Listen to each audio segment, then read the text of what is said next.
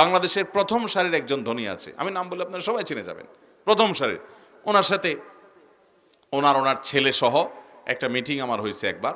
তো আমাকে যে নিয়ে গেছে সে বলে, হুজুর আপনাকে তো চিনবে, যেহেতু ফেসবুক ইউটিউবে মানুষ অ্যাক্টিভ আছে আপনাকে চিনবে। তো আমি যাওয়ার পরে ভদ্রলোক বললো, না ভাই আপনার তুমি চিনলাম না। আমি তো চিনতে পারলাম, হায় হায় এটা তো অপমানকর কথা, আমার চিনল না। পরে বেচারা বলতেছে যে উনি শিক্ষিত মানুষ, বড় ব্যবসায়ী মানুষ, বলো যে ভাই মাইন্ড করেন না, আমি আসলে আমার মোবাইলে ফেসবুক অ্যাপই নাই, ইউটিউব অ্যাপই আমার মোবাইলে নাই, টিকটক ফিকটক তো পরের কথা, এগুলো আমার মোবাইলে নাই। কাজের মানুষরা অতিরিক্ত বেহুদা কাজের সময় ব্যয় করে। আমরা আমাদের ভিডিওগুলো ফেসবুক ইউটিউবে যায়, যারা বেহুদা কাজ করে তারা যেন বেহুদা কাজের ফাঁকে হইলেও কিছু ভালো জিনিস জানে, অথবা বেহুদা কাজ না ছাইড়া অন্তত কিছু ভালো জিনিস দেখে। এইটার জন্য আমরা অনেক টেলিভিশনের প্রোগ্রাম করি। এর মানে এই না যে আমরা মানুষকে বলি ভাই আমার প্রোগ্রাম দেখার জন্য আপনি টেলিভিশন ডিশ কানেকশন লাগাইবেন, এটা কোনো হুজুর কোনোদিন বলে। আমরা বলি যে সারাদিন নর্দমার মধ্যে পড়ে থাকেন, অন্তত কিছু সময় ভালো জিনিস দেখেন, মন্দের ভালো, এতটুকু।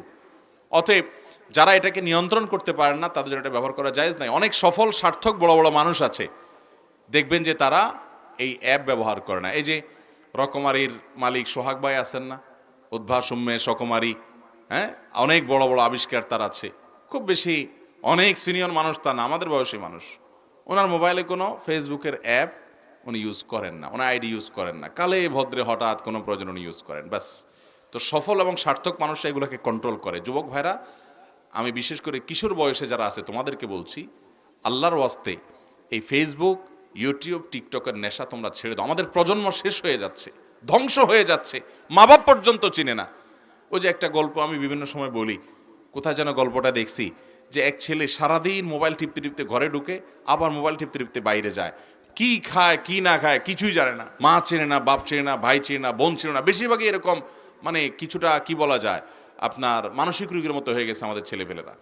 তো এক ছেলে একবার মোবাইল টিপতে টিপতে টিপতে হঠাৎ করে মোবাইলটা ধাপ করে ফেলে দিয়ে তার মায়ের দিকে তাকায় একটা হাসি দিছে, নির্মল হাসি, স্বচ্ছ হাসি।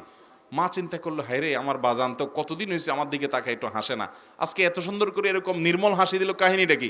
তো মা জিজ্ঞেস করলো, বাবা হঠাৎ করে আজকে এত সুন্দর করে একটা হাসি দিলা, কি কাহিনী, কি ব্যাপার কি? তো ছেলে বলছে, মা মোবাইলের চার্জ শেষ হয়ে গেছে। মোবাইলে কি হয়ে গেছে?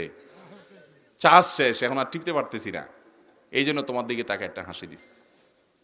ভয়ঙ্কর একটা জায়গায় চলে যাচ্ছে। ভাইরা, যারা কিশোর বয়সে আছেন, তরুণ, আপনারা মোবাইলের নিয়ন্ত্রণ করবেন তো ইনশাআল্লাহ? মোবাইলের নিয়ন্ত্রণ না করলে জীবনে কিছু করতে পারবেন না। দেখুন, আপনি মোবাইল কিনছেন, স্মার্টফোন কেন? হুজুরের ওয়াজ শুনবেন। এরপরে দেখেন যে হুজুর না, বহুত হুজুর নিও আছে। আপনি ওয়াজ শুনতে গিয়ে বহুত হারাম জিনিসও দেখছেন। যারা নিজেদেরকে স্মার্টফোন ব্যবহার করতে গিয়ে হারাম থেকে বাঁচাতে পারেন, তাদের জন্য স্মার্টফোনের ব্যবহার করা জায়েজ নাই। যারা নিজেদেরকে নিয়ন্ত্রণ করার ক্ষমতা নাই, যে ঠিক আছে এটা গুনাহ, এটা আমি দেখবো না, এটা হারাম, এটা আমি দেখবো না, আমি হালালটা দেখবো, এই ক্ষমতা যাদের নাই, তাদের জন্য এটা ব্যবহার করা কি নাই? জায়েজ। সাপের বিষ, সাপের দাঁত ভেঙে সাপের বিষ দিয়ে ওষুধ বানানো, এটা তো যাত্রার কাজ না। এটা যে করতে পারবে না সে তো উল্টা দংশন হয়ে মারা যাবে। অতএব আপনি স্মার্টফোন থেকে ভালো ভালো জিনিস শিখে আমল করবেন, ভালো কথা, কিন্তু এটা যদি করতে না পারেন উল্টা বরং আরো ধরা খান। আজকাল বেশিরভাগ যুবকরা মোবাইল ব্যবহার করে না, মোবাইলে তাদেরকে ব্যবহার করে। মোবাইলে ব্যবহার করা বুঝছেন, মানে সে মোবাইলে এডিক্টেড হয়ে গেছে। এটা এক প্রকারের নেশা। দেখবেন যে অযথাই হুদাই পোলাপায়নে আঙ্গুল দিয়ে শুধু স্ক্রল করে আঙ্গুলের এইটা অনুবীক্ষণ যন্ত্র দিয়ে দেখলে দেখা যাবে যে ক্ষয় হয়ে গেছে, ঘষতে ঘষতে গ্লাসে। আরে ভাই, কত কত ক্যারিয়ার ধ্বংস হচ্ছে, হাজার হাজার ঘন্টা শেষ হচ্ছে। ফেসবুক ইউটিউব যারা ব্যবহার করেন, আল্লাহর ওয়াস্তে এটাকে নিয়ন্ত্রণ করেন। আমি দিনে সকালে আধা ঘন্টা, দুপুরে আধা ঘন্টা, রাতে আধা ঘন্টা, এই টাইম ব্যবহার করে ওই বাইরে করবো না। যা করা দরকার, যত দোস্ত আছে সবগুলার জবাব, কমেন্ট, রিপ্লাই, ইনবক্সের রিপ্লাই সব আধা ঘন্টার ভিতরে, বাস শেষ। এভাবে নিয়ন্ত্রণ করলে দেখবেন আপনার জীবনে বরকত আসবে। আর না হলে ছন্ন ছাড়া হয়ে যাবেন। মনে রাখবেন, যত সফল মানুষ আছে, যত বড় বড় মানুষ আছে, তারা কেউ ফেসবুকের নেশায় আক্রান্ত না।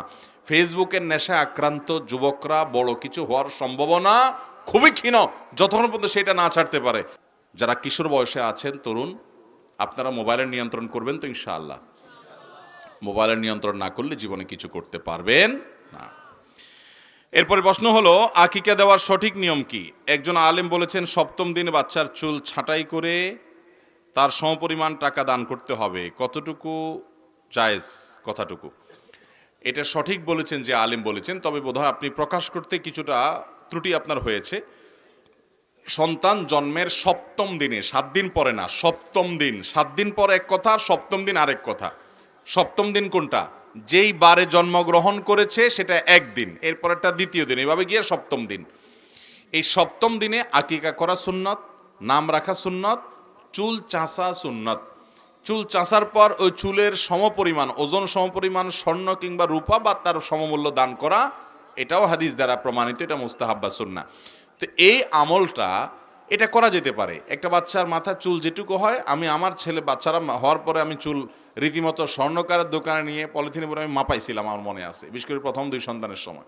এরপরে আইডিয়া হয়ে গেছে আর মাপানোর দরকার হয়নি। তখনকার কথা বলছি আমি, আজ থেকে 12-14 বছর, 15-16 বছর আগের কথা বলতেছি।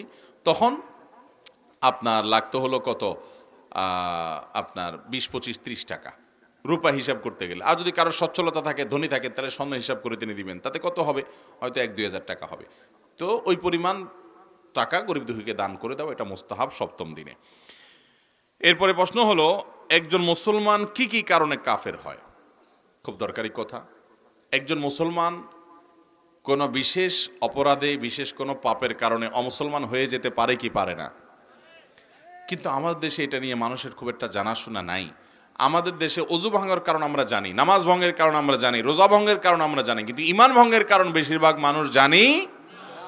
ভাইয়েরা শুনে রাখেন, আপনি ঈমান আনার পর যদি মনে করেন যে না, কোরআনের এই জিনিসটা আমি মানি না, এটা আমার বুঝে আসে না, বা এটা অযৌক্তিক, আল্লাহর কোন একটা বিধানকে যদি আপনি অস্বীকার, সাথে সাথে মানুষ কি হয়ে যায়? কাফের।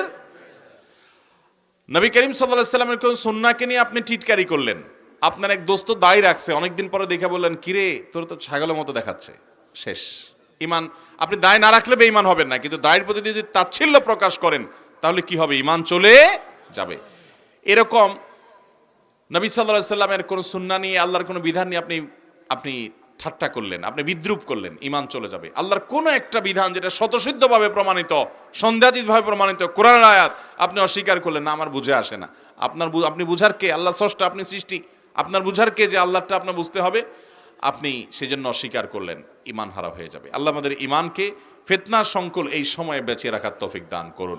আপনি আল্লাহর কাছে ইবাদতবন্দি করেন, আবার যায় কোনো মাজারে সেজদা করেন, ঈমান চলে যাবে, কারণ আপনি শিরকে আকবর করছেন, বড় শিরক করছেন।